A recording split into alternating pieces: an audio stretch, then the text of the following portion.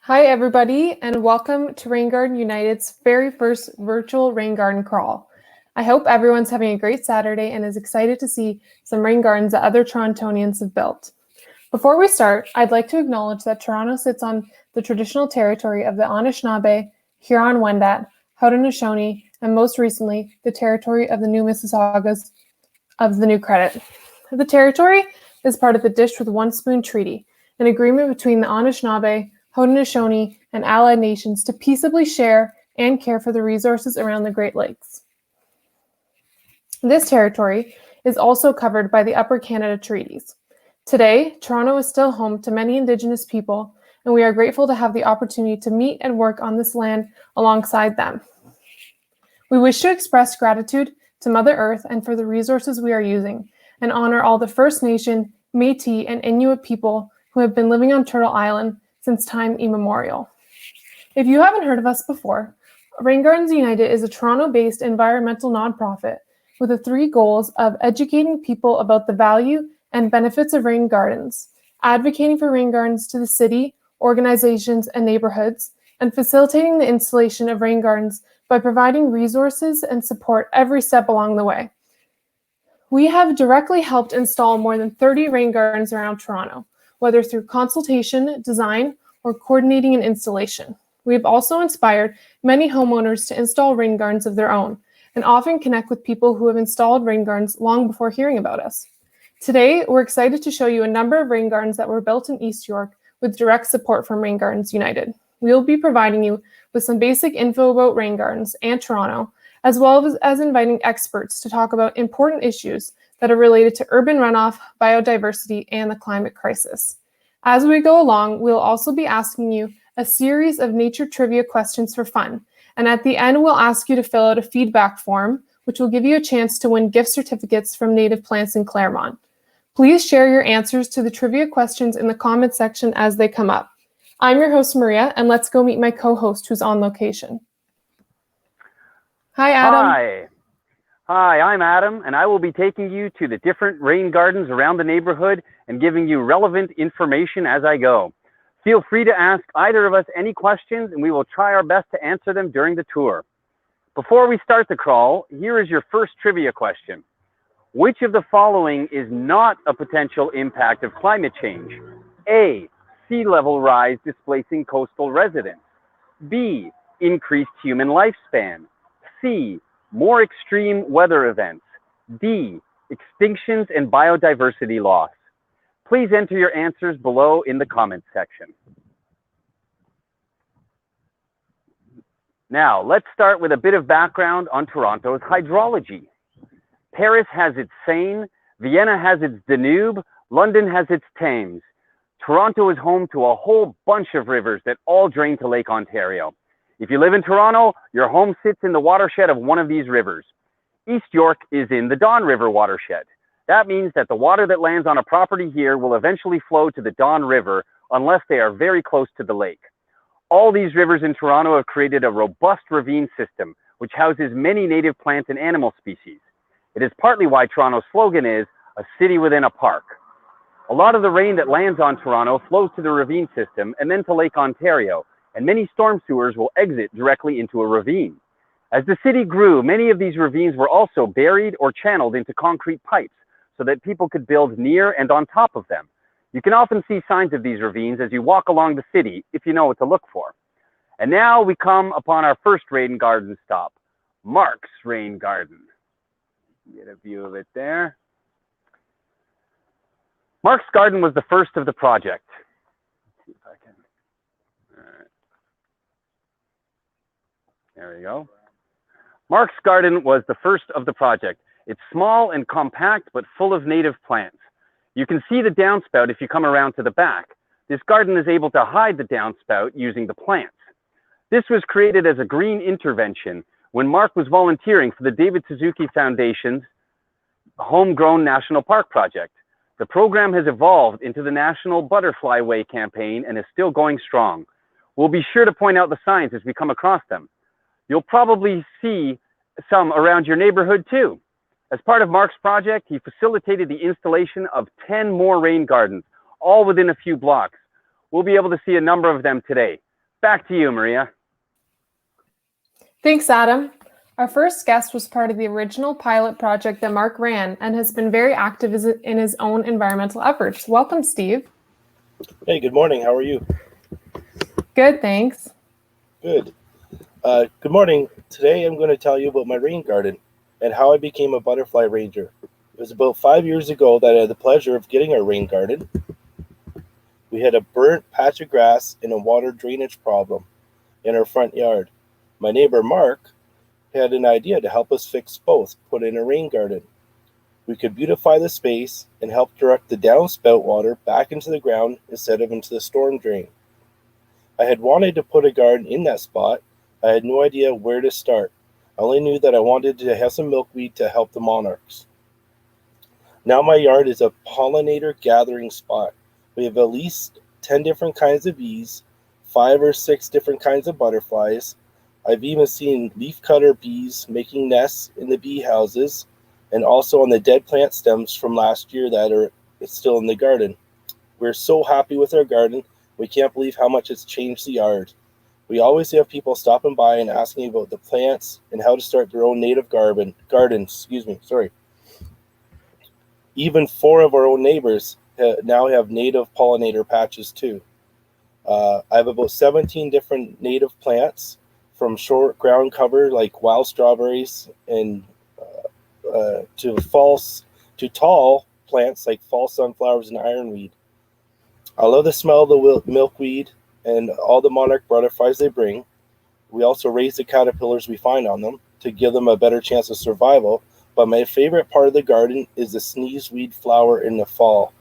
They produce gumball-sized little domes that are bright yellow and attract the most bees and the most variety of bees. I started growing milkweed, and then we started finding caterpillars. So we took them to, my children decided we should take them to school. We showed them to the kids at school, and they wanted to know what to do to help monarchs themselves. We decided after a practice run of about 100 plants that next year we would try to grow one for each student at the school so they could have the plant and have their own monarchs. We were able to get Carol Pasternak, the renowned monarch crusader, to come to the school to talk to our kids about the importance of pollinators and monarchs in the ecosystem. After that assembly, the kids were all ready to become gardeners to help the monarchs themselves. I gave the plants out in June, and over the summer, shared some of the caterpillars we had collected with other families. By that fall, there was about 20 families involved at the school with growing monarchs and raising monarch caterpillars themselves. We raised over 200 caterpillars that summer, and it was a great experience for everyone involved. And that's my part. Thank you. Thank you so much, Steve, for sharing some of your experiences. Yeah, thank you. Let's go ahead and do another trivia question. So this one is kind of addressing a common misconception. So the question here is, does a rain garden need to be in full sun? A is yes, it needs full sun, and B is no, it can be part shade or deep shade. So please share your answers to this one in the comments section.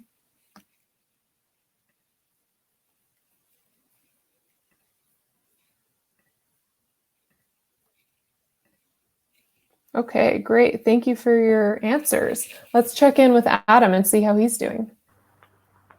Thank Hey, you, Adam. Maria. How you doing? While I'm heading to the next garden, let's talk about the Toronto sewer system.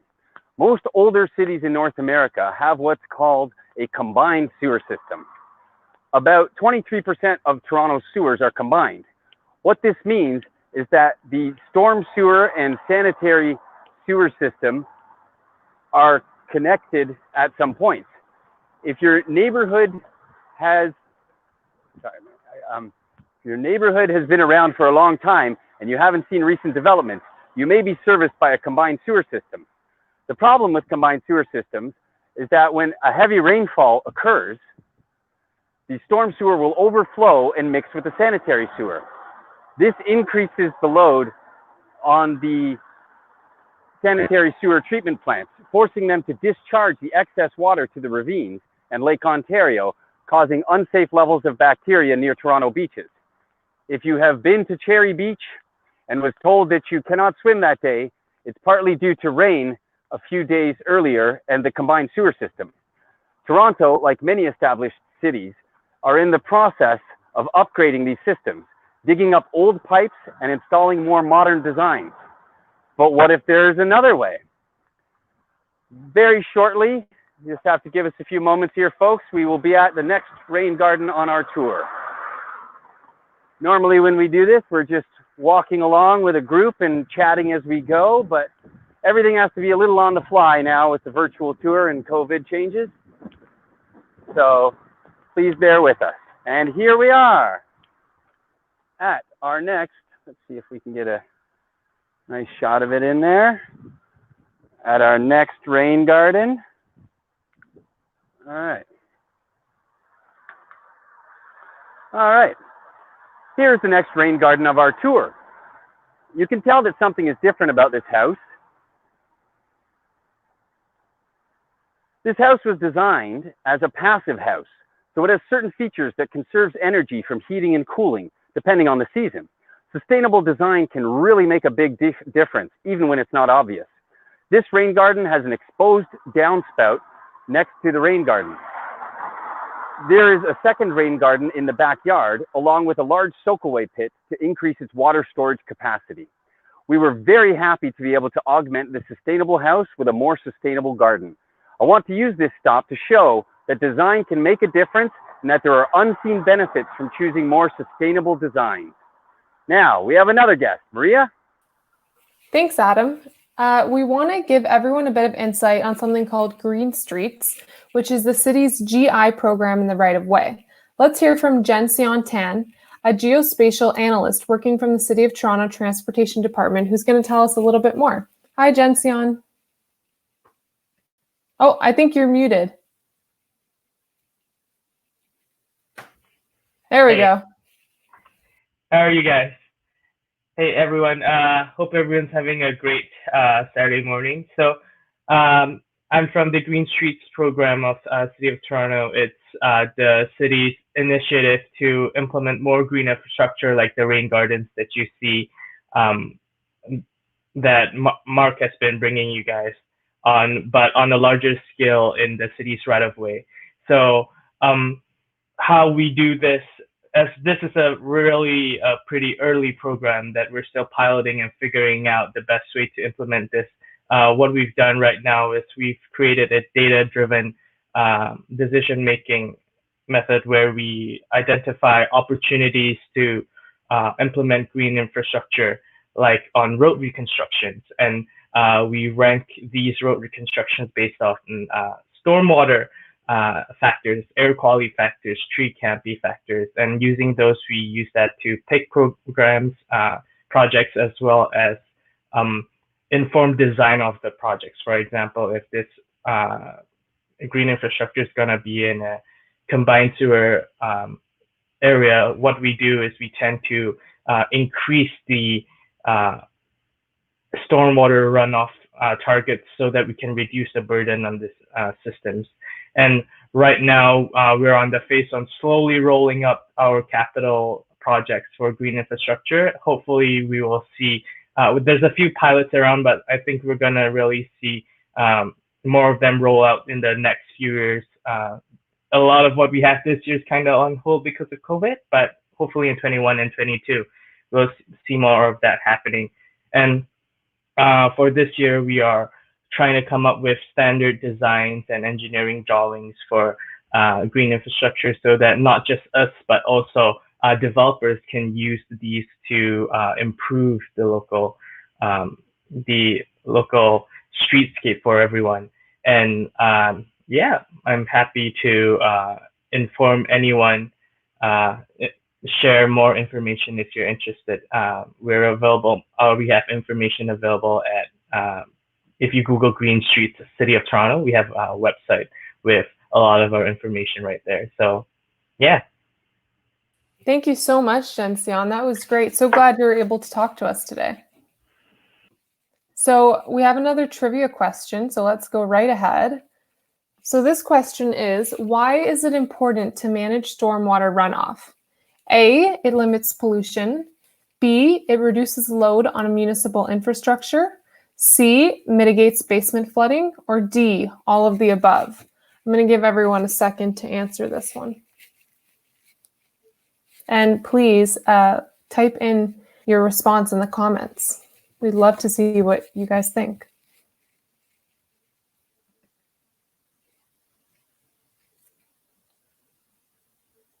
Okay, so we've got some great answers, and the answer is D, all of the above.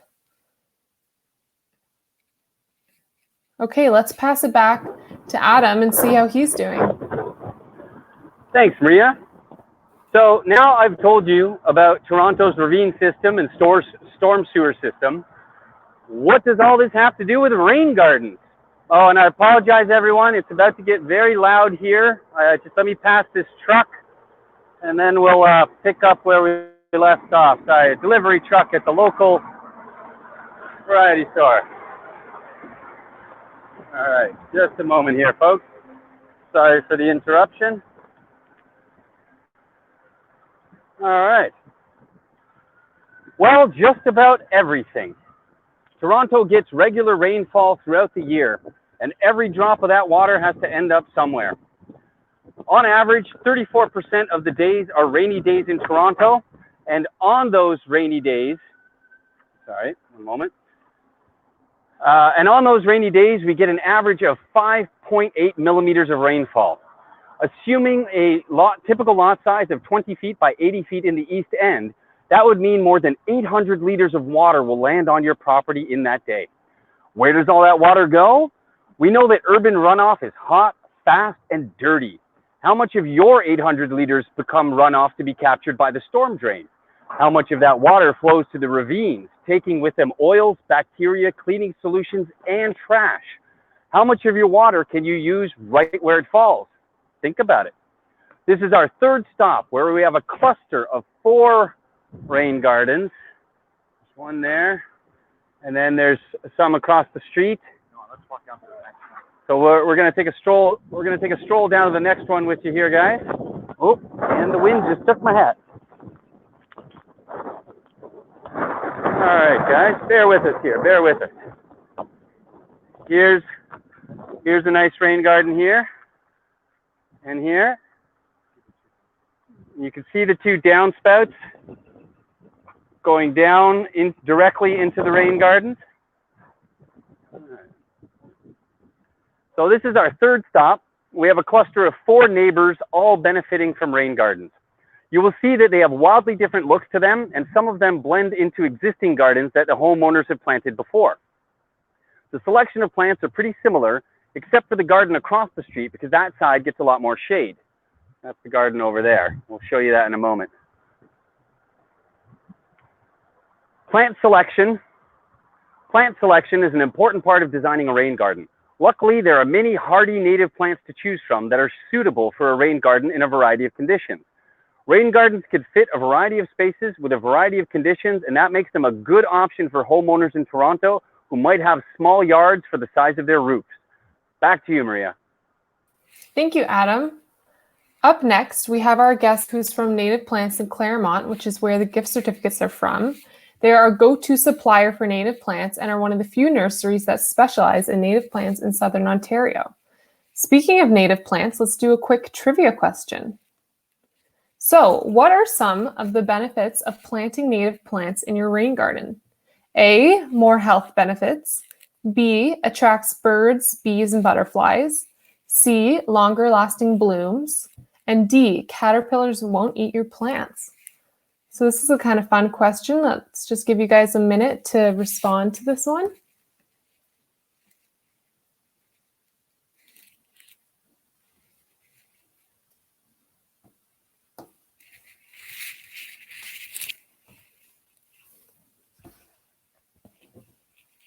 Okay, we've got some responses. Let's see how many of you guys are getting this right. Great, it looks like a lot of you guys got this one. So the answer is B, attracts birds, bees, and butterflies. Let's pass it back to Karen. Hi, Karen. Hi, Maria.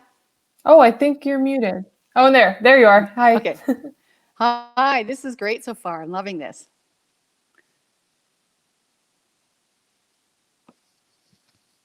Hello? Oh, hi, Karen. It's all on you now. Oh, great. Okay, well, thanks for including me. I'm going to just talk a little bit about my nursery, a bit about native plants, and then talk about a few species for rain gardens. So I am the owner, together with my husband, Rob, of Native Plants in Claremont. We're in our 15th year of business. We're a native plant nursery devoted to increased awareness of Ontario's native plants and their habitats.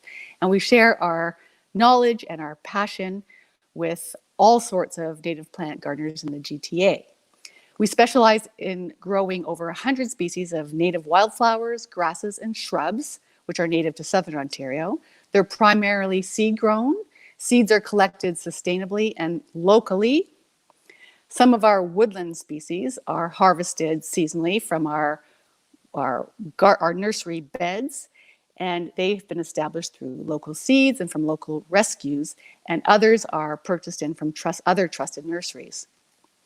So what are native plants and why are they important?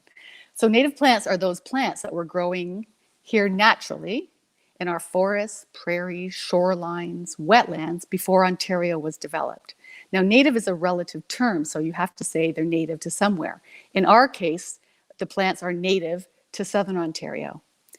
Many plants we see in nature are non-native, for example, Queen Anne's lace or dandelion.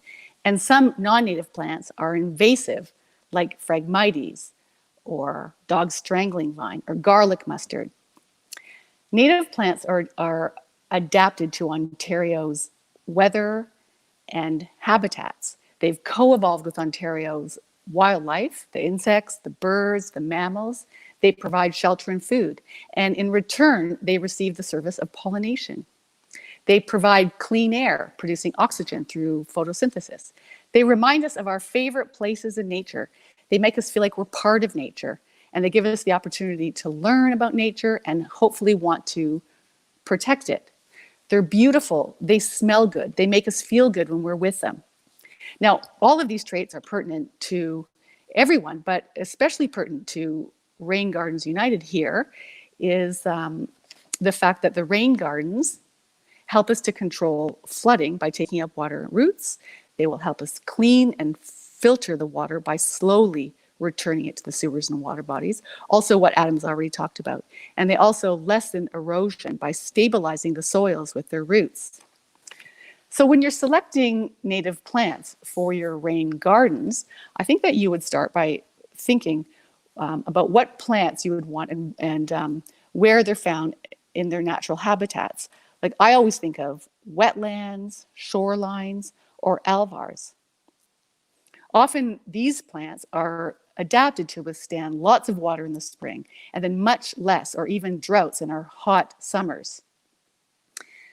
So there are all sorts of plants for various conditions. So yes, you can have a rain garden that for sunny conditions. You could have rain gardens for shade or part shade. You can design your rain garden to look formal or informal or natural. And you can choose plants that are short, medium, or tall. So I just want to list a few plants that I think would be suitable for rain gardens. So if you have a shadier, part shady spot, you might like cardinal flower, brilliant red flowers that attract ruby-throated hummingbirds to pollinate it. Bottle gentian, another not so common plant with lovely blue closed flowers that attract bumblebees to pollinate it. Bumblebees have to push their way through the closed flowers. Trillium, ferns, May-apples, wild bergamot, bee balm, wild ginger. There's so many to choose from. If you have a sunny rain garden, Steve already talked about giant ironweed, and I love that plant. It's it flowers in the summer. It's rather tall, but it has perfectly beautiful purple flowers. And Steve also talked about sneezeweed, and I love that plant. Bright yellow flowers in the summer, not too tall, and very hardy. Other plants for a rain garden in the sun are prairie smoke, swamp milkweed, larger blue flag iris, dense blazing star. There's so many. So thank you, and I'm really enjoying being part of your meeting here today. Thanks, Karen. We actually got a comment from one of our viewers saying that she was just at your place and she bought a full tray of native plants. So that's exciting. Oh, that's so great. And we're open Thursday to Sunday, 10 till 4. So come on up and visit. Perfect. Thanks, Karen. Thank you. Okay, let's pass it back to Adam and see where he is out on the street. Hi, Adam. Hey, Maria. Hey, Adam. We are walking over to the next rain garden. In the meantime, let me tell you how to figure out if you have enough space for a rain garden. The main purpose of a rain garden is to capture rainwater from a nearby area. If designed well, a rain garden will capture all of the water for the majority of rainfall events. It is important to size a rain garden properly so that it will get enough water with a light rain and will only overflow during a heavy storm. All right, there goes my hat, folks. All rain gardens will overflow at some point, and that's all right, as long as you can predict where it will overflow and can direct the extra water somewhere safe. Make sure the rain garden is sitting on land that slopes away from the house. It's also important to keep the rain garden at least 3 meters away from the foundations to further prevent basement flooding. It is also good practice to plan the rain garden well away from any trees. If there are branches overhead, you are probably too close to the tree and the roots will interfere with digging and planting a rain garden. If you have a patch of your yard that's 3 meters away from the house and not near a tree, you probably have the space to install a rain garden. So we're just about here at our last rain garden stop on Glebe Mount. And here we are. This is a lovely front yard rain garden.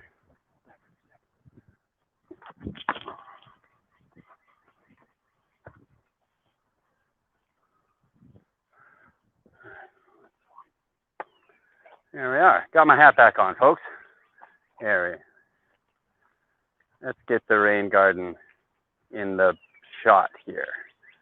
There we go. This is a little weird controlling the camera here, guys. Sorry about that. All right. We wanted to show you this rain garden because it has a very modern and elegant look. The owners were installing the pavers at the same time, and we were able to bury the extended downspout under the pavers to bring it out in the middle of the front of the yard.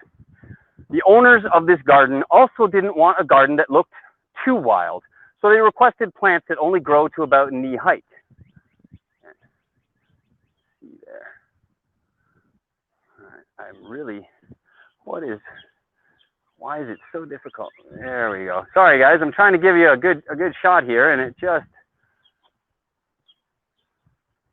all right.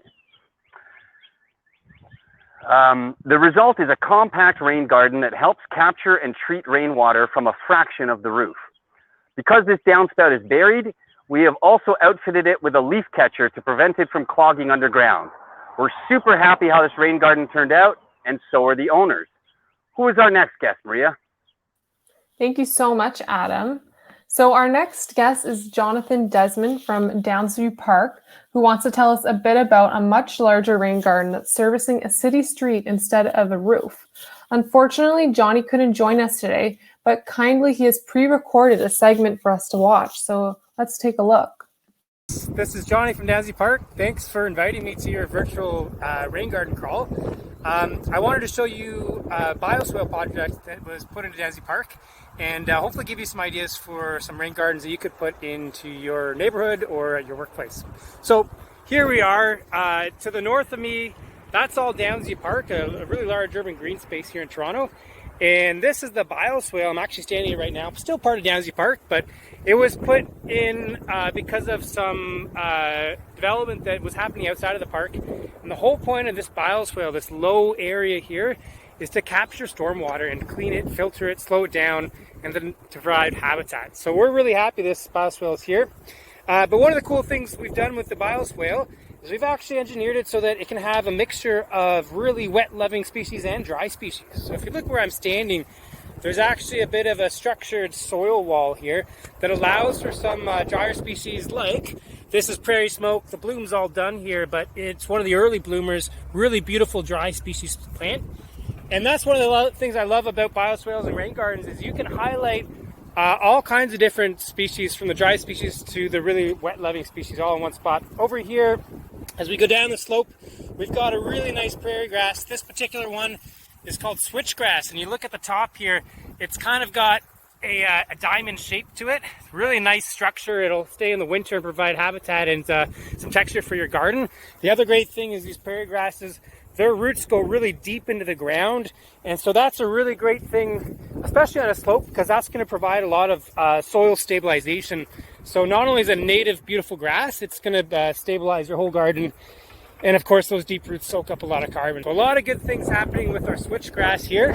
But as we keep on going down the slope, again, our species profile changes. We're now at the bottom of the bioswale. And this is one of my favorite species for home gardens and for the natural spots in the park. This one right here is called swamp milkweed, and it's in the milkweed family, so that means it's a host plant for the monarch butterfly. It's so important to have these in our communities. It is a swamp milkweed plant, so it loves as much water as you can give it, but one of the nice things about that is that when it is in your garden, it's not going to take over the way other milkweeds can. So if you're concerned about milkweed spreading, choose this one. It's a really, really great one. It does have these beautiful little seed pods, and of course it's about to bloom right now, these really nice flowers, so it is a beautiful plant as well. Over here, these ones coming up, this one is Joe Pieweed. Again, a really great plant for wet gardens. It's going to do a lot to really give you a color later in the year. Oh, and looks like we got some iris here as well. So I hope you're enjoying the bioswale and the species we have here. Of course, there are some rocks you can add that'll help to stabilize the soil and provide different texture and some filtration services as well. And then this is another beautiful plant that I really love. This is a smooth pestimone. You can see there are a whole bunch of them. They're so happy here. And they're called smooth pestimone because the stems and the leaves are so smooth. They're really great for early color. They've got these beautiful bell flowers. Bumblebees absolutely love these ones. So again, consider some of these plants for your garden. And the nice thing is when you start to add these kinds of bioswales, rain gardens to our communities, everyone's going to benefit, from the wildlife in the neighborhood to the people trying to use the street. It's going to make sure we can reduce some flooding to the people that are going to be drinking this water down the road with some cleaner water. So if you've never been to Downsview Park, you now know one spot you can visit, the bioswale at the south end of the park. If you do come to the park, there are all kinds of different bioswales in the park, so feel free to come and check it out, and good luck with your rain garden. And we hopefully we'll see some more beautiful rain garden habitats in our communities for years to come. Okay, see you folks. Great. So we want to thank Johnny so much for that wonderful tour of the Downsview Park bioswale. We're going to be posting the plant list for their bioswale in the notes following this tour, and definitely take a visit to the park. They also put out regular nature videos on Facebook and their other social media. Let's check back in with Adam for the last stretch of the crawl. And after that, we have one last guest, so please stay with us. Hi, Adam. Thank you, Maria. The last thing I wanted to talk about is the importance of native plants like the ones we have been seeing. These plants are part of the ecosystem here in Toronto. They are often pollinated by insects, and because of that, provide nectar and pollen for the pollinators to use. These plants also have much deeper roots compared to typical ornamental garden plants, which helps them stay alive if it does not rain for a week or two. Toronto is Canada's first official bee city, voicing our support of pollinators. The city has also launched a Pollinate TO community grant, which can be used to build a pollinator or rain garden. Pollinators are an important part of the interconnected system we live in. 1 in every 3 bites of food relies on bees for pollination. Rain gardens are a good way to support our pollinator population and combat some of the negative effects of climate change. Build a rain garden for yourself, for the city, for swimmable beaches, for pollinators, and for sustainable agriculture. They're good for the planet, and we should be too. Thank you very much, everybody. Thank you so much, Adam. Finally, we have a guest to talk about a different kind of garden. Garden at Kimbourne is a community garden that uses the principles of permaculture to provide local food in a sustainable way. Our guest today is the garden manager, Maggie Schultz, who will tell us a little bit more about it. But before we pass it off to Maggie, we're going to do one more trivia question. So, this trivia question is, do rain gardens require a lot of maintenance? A, yes, more than other kinds of gardens, or B, no, very little maintenance necessary. Please tell us what you think in the comments.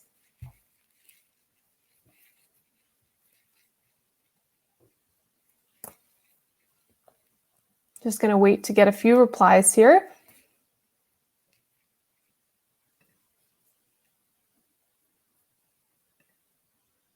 Okay, so it seems that we have a consensus, and the answer to this question is B. No, very little maintenance necessary. Okay, so now that we've answered that, let's pass it off to Maggie. Hi, Maggie. Hi, thanks. I'll try to, hopefully it won't be too loud here. Of course, we are part of the community and there's some construction going on behind me today. But I'm the garden manager for Garden Kimbourne. I'm sitting here at the front of the garden. Basically, we've been growing food and community here on a lawn next to Kimbourne Park United Church since 2014. So we're in our 7th growing season right now. Our permaculture garden is well established, and it's exciting to see how it continues to develop. We're entirely organized and led by volunteers, and we donate half of our produce to the Glen Roads Food Bank. So we're very happy to do that. If you'll notice behind my head, you'll see there's some caution tape. We are open this year, but of course, because we want to keep everybody safe, we have different precautions. So it looks a little less welcoming than we'd like it to be as a community garden, but absolutely still open and doing shifts of gardeners coming in 5 to 6 times a week to make sure that we're still growing food because it's so important no matter what's going on in the world. She mentioned that we're a permaculture garden. So the way we think about that is we try to think about the whole system when we make the design. And whenever we do anything, trying to think about how we can use anything that we put into the garden in multiple ways and not produce any waste. Some ways that you'll kind of see that if you come volunteer with us is that we do a lot of chopping and dropping as opposed to pulling up roots when we weed. And then no pesticides or any chemicals of any sort. We have a lot of native plants. It's exciting to hear about that in other parts of the tour. And hopefully it won't be too loud and I'll show you a little bit of what we've got going on.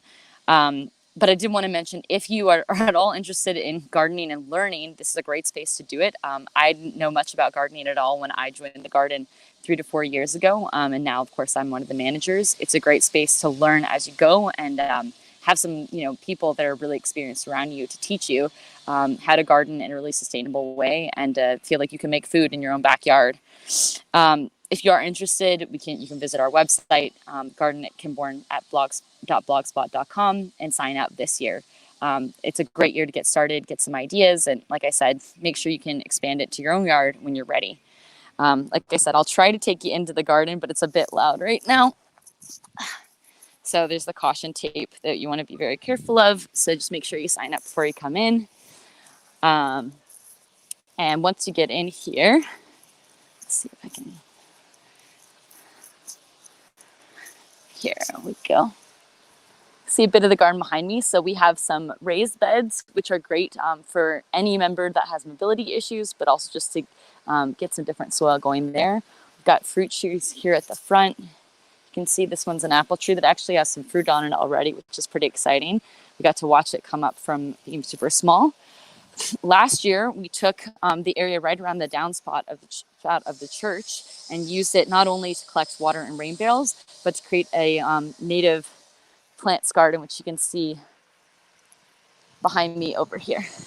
Most of these are native plants that we either got donated or purchased ourselves. We're very excited to see them really thriving this year. Elsewhere in the garden, we've got rhubarb coming up. Our rhubarb plant seeded 2 years ago, and we've got rhubarb out the wazoo. We've also got strawberry plants that are going crazy.